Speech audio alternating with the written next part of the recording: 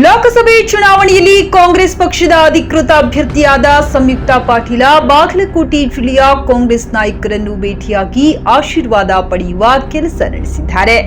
ಅದರಂತೆ ಬಾಗಲಕೋಟೆಯ ಶಾಸಕ ಹುಲ್ಲಪ್ಪ ಮೇಟಿ, ಮಾಜಿ ಜಿಲ್ಲಾ ಪಂಚಾಯತ್ ಅಧ್ಯಕ್ಷೆ ಬಾಯಕೆ ಮೇಟಿಯವರನ್ನು ಭೇಟಿಯಾಗಿ ಆಶೀರ್ವಾದ ಪಡೆದರು. ಅದರಂತೆ ಬೆಳಗ್ಗೆ ಶಾಸಕ ಜೆಟಿ ಪಾಟೀಲ ಅವರನ್ನು ಭೇಟಿಯಾಗಿ ಮಾತುಕತೆ ನಡೆಸಿದ್ದಾರೆ.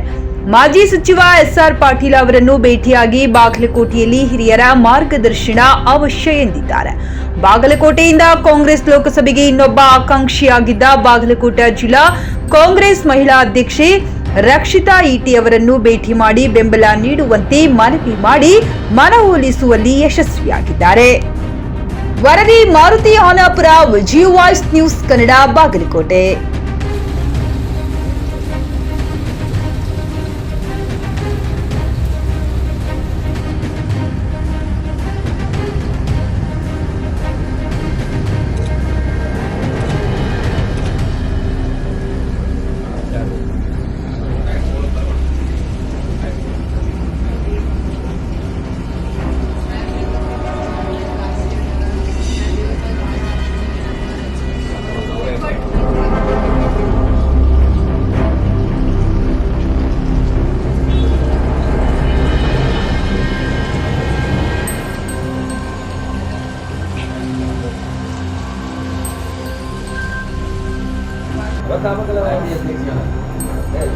ಮೇಡಮ್ ಅಧ್ಯಕ್ಷ ಒಂದು ಅದು ದೇವರಲ್ಲಿ ನಿಮ್ಮ ಸಮಾಜದವರು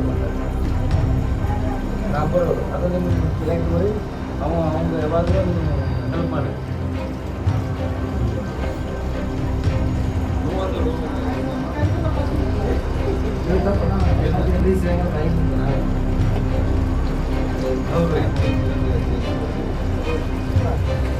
ಬರ್ರಿ